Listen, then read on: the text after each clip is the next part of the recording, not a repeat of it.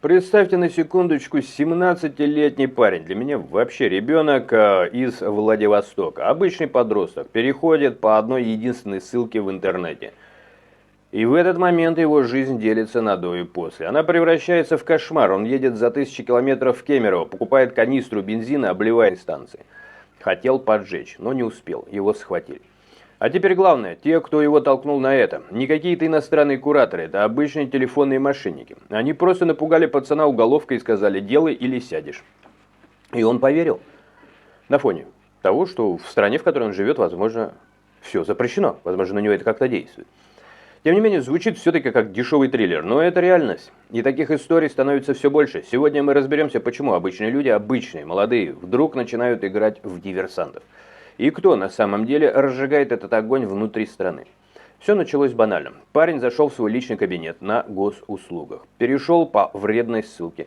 Мошенники получили доступ. Дальше классика. Звонки, угрозы, давление. Ты влип в серьезное дело. Чтобы не сесть, поезжай в Кемерово и сделай, что скажем. Он купил билет, приехал, купил бензин, облил тепловоз и поджег. Ну, почти поджег. Следователи возбудили дело по статье о диверсии. Максимум 20 лет. Для 17-летнего фактически вся жизнь. Ну, это как смертный приговор практически. А мошенники? Они до сих пор гуляют где-то в сети. Или, может, не просто гуляют, вообще неизвестно, кто это. Но давайте копнем все-таки глубже. Потому что про мошенников очень много говорится, и спасибо Долиной, в свое время мы поняли, что мошенники эти, похоже, придуманные, потому что их не ловят. Я сначала думал, не хотят, потом я думал, что сами являются полицейскими мошенниками, потому что иначе чего бы им их не ловить. А сейчас я думаю, что их, может быть, придумывают для каких-то дел, для удобства закрытия дел. Еще раз, схема Долиной, вообще история Долиной, она мне показала вот этот механизм, потому что у Долиной как-то закрылось дело, замялось дело, она сказала, что дело теперь закрыто, а мошенников не предоставили, не поймали. И это очень странно, в таких случаях дела не могут закрываться. Но это, видимо, какая-то новая наработка, по мнению суда их, что ли, закрывают, по мнению следователей. Это безумие, противоречащее криминалистике. Тем не менее. Еще раз, я вот, наверное, прихожу к выводу, что это вот давно политизировано, ну, то есть стало политизировано, я сам с собой спорю. Наверное, просто мошенников нет, их просто придумают, потому что они где-то есть, они в мире, они очень есть. Есть скам-центры, есть серьезные расстрельные статьи, уже расстрелы есть, например, в Китае, там вопросы там Индонезии, в тех краях на Востоке. Но в России такое впечатление, что мошенников просто, наверное, нету, что ли. Еще раз, да, ну в Россию чего бы заглядывать мошенникам, бедная страна, там по анекдоту может только относиться, как когда кого-то грабят, а это кто студент, по-моему, так звучит, и вор сам дает деньги. В России скорее мошенники даже присылают деньги, так чуть-чуть делиться, потому что там пенсионеры умирают от голода и от холода. И очень много таких случаев, можно забить в сети это найти. Так что у меня уже начинает рисоваться картина, что увидели, что где-то есть мошенники какие-то свои, еще раз, околополитические, может быть, деятели. Им очень удобно какие-то схемы, может быть, строя какую-то картинку, запугивающую другой народ. Вот смотрите, мы судим диверсанта, это мошенники. И просто, а мошенников уже какая-то придумка. Но, тем не менее, давайте попробуем дальше разобраться и так уже более стройным потоком, без потока моих эмоций. Потому что один случай, это все-таки случай. А когда таких попыток становится все больше, уже тянет на систему. В последнее время по стране прокатилась волна странных поджогов, диверсий, просто глупых актов, железные дороги, военкоматы, релейные шкафы. И очень часто за этим стоят неопытные агенты, а именно такие вот пацаны, мальчишки, просто говоря, и девчонки, вовлеченные, запуганные и обманутые. Ну, интернета-то нету, специально. Вот, может быть, интернет поэтому запрещают, чтобы они не могли понять, что все это дичь, и что их надо просто посылать в грубой форме, вообще любые какие-то незнакомые, неизвестные звонки или ссылки, просто всех посылать. И полиция тебя, твоя, в твоем государстве прикроет, если ты кому-то нахамил, только потому что ты его не знаешь. Но полиция ведь говорит другое. Она говорит, давайте отключим интернет, чтобы они ничего не знали, образно выражаясь. Тем не менее, почему? Может стоит посмотреть не только в сторону Украины, что все время говорится, ничем не подтверждаясь, или на внешних врагов, а может быть глянуть внутрь, на то, что творится с людьми прямо сейчас. Ну вот представьте, на одну секундочку. Живешь ты такой в регионе, где вокруг начали массово, например, забирать и забивать скот. Не мошенники из Украины, кстати говоря, не какой-то внешний враг. Тысячи коров, свиней, коз, официально из-за болезней. Но люди в деревнях шепчутся. Это просто отбирают последнее. Личное хозяйство разоряют, молоко и мясо исчезает, цены растут. То есть рынок просто перетряхнули весь. А ты сидишь и думаешь, и как дальше жить? Это еще и рабочие места. Там фермеры могли нанимать себе работников. Это же не просто какой-то там 2 человека собачку кормят. Нет. Это рабочие места, это серьезный бизнес. Просто разрозненный таким, да, образно выражаясь, хуторами. А потом теперь интернет давайте. С марта 26 года по всей стране начали активно тестировать белые списки. Это когда тебе оставляют только горстку разрешенных сайтов. По сути, ты живешь в мире всего запрещенного. Все остальное под нож. Госуслуги работают, банки работают, а остальное, работают, а там ссылки, вы поняли.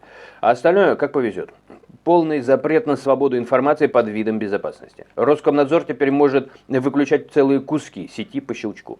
И люди это чувствуют. Ощущение, будто тебя заперли в комнате, где даже дышать разрешают только по списку. Кстати говоря, молодежь, это психологический факт, это и блогеров любой знает, почему любят подтягивать к себе, к своим роликам, зачастую, тем или иным способом, молодую аудиторию. Нету лучшей рекламы, чем молодежь.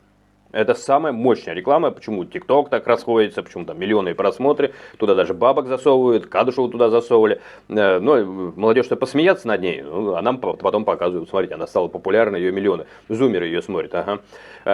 Почему? Зумеры активно делятся. Зумер это лучшая среда для рекламы, потому что если тебя какой-то зумер посмотрел, даже если он думает, тут дядька сидит в каком-то, черном странном платке, и он, не знаю, знакомому парню, девчонке, еще кому-то, и хоп, у тебя лишних там 10, 20, 100 и тысячи зрителей появилось, просто потому что они поугорали, а может быть и что-то понравилось, а может быть и мысли какая-то. Они активно делятся, они распространяют информацию, то есть они такой живой маркетинг сам собой, сарафанное радио, но очень мощно работающее. И вот этому радио, обратите внимание, ему обрезают возможность общаться, а для них это самое главное. Но я уже делал подробный разбор о том, что психологи просто бьют в таких случаях тревогу, если вы молодежь обрезаете, у них энергия, их молодежная энергия, тот самый максимализм, те самые эти гормоны, у них все это, оно не исчезает, они не деды. Им не надо напоминать, что такое, не знаю, взаимоотношения полов. Им бы отвлечься, им бы сублимации научиться. И вот их заперли. Это внутреннее давление, это просто к взрыву приведет. Это безумие. Еще раз, о таких вещах бьют тревогу психологи. Но здесь мы видим либо тупость, либо продуманный акт. Это вот я от себя бы вам добавил. Тем не менее, всплывает старая мысль, которую приписывают еще древним римлянам. Давайте ее не забывать. Вроде как приписана она Цицерону. Добиться свободы законным путем можно только тогда, когда она уже защищена законом. А если закона нет? Если вместо защиты одни запреты и давление, я напомню, белый список это уникальное событие, вообще историческое, так-то обычно черный, да, вот это запрещено, все разрешено, да, что такое государство? Это люди, которые комфорт имеют, возможности, права. А мир белых списков это вообще что-то новое. То есть это запрещено просто все, то есть жить нельзя. В белый список ладно, живите. То есть это какая-то конституция, которая, видимо, я кстати, не знаю, конституция внесена в белые списки. То есть можно выполнять ее. Но может Роскомнадзор может ее и отменить. То есть это уже все в руках какой-то одной деятельной ячейки, возможно, извращенцев, маньяков. Еще раз, я не знаю, тогда показывайте мне их насквозь и проверяйте их мозг, чтобы они какую-нибудь глупость не придумали, когда вся власть скапливается, вся свобода, все скапливается и раздается по чайной ложке в одних руках. А эти руки точно чистые. Возникает такой вопрос у вас? У меня очень. А если закон-то, в общем, закон и быть-то не может так, если вдуматься, а какой закон? Закон чьей-то руки в Роскомнадзоре. Я даже не знаю того, кто решает все за меня. Их даже тогда вывести какой-нибудь щит, чтобы мы знали всех участников Роскомнадзора, чтобы мы поковырять могли, нет ли за кем чего. А они решают за всю страну. Если вместо защиты одни запреты и давление, что тогда делать человеку, который больше не выдерживает? А многие начинают, а у него может быть, не знаю, маме лекарства купить, мало ли что, да? Вообще ничего нельзя, вообще ничего. Многие начинают думать, что система сама толкает на крайние меры, и что это и есть провокация, что это не внешнее какое-то давление, я не знаю, внешне ни разу не подтверждалось, а внутреннее. Когда власть завозит по миллиону мигрантов, причем таких радикалов, исламистов, это что, тоже Украина их забрасывает? Причем нам все время говорят про диверсантов, боятся заброшенных, подготовленных агентов, стрелков, снайперов, киллеров, взрывников каких-нибудь. При этом параллельно заезжает миллион, который проверить нельзя, и Бастрыкин в 2024 году еще говорил, я не могу их всех проверить, их очень много, у меня просто штата не хватит. Заводят МВД Таджикистана, после Крокуса, а это была этнобанда таджиков, заводят свое МВД на территории России, Таджикистана. Они теперь будут решать вопросы мигрантов. Просто случайно это, что ли? Но власть со своей стороны говорит, все запрещено. Видимо, мне это тоже говорить запрещено, друзья мои. Так что я не знаю, поддерживайте ролик и пишите теплые слова, пока меня самого лично не запретили, как Айшат Буймураду. Что-то в последнее время стало модно запрещать просто жить.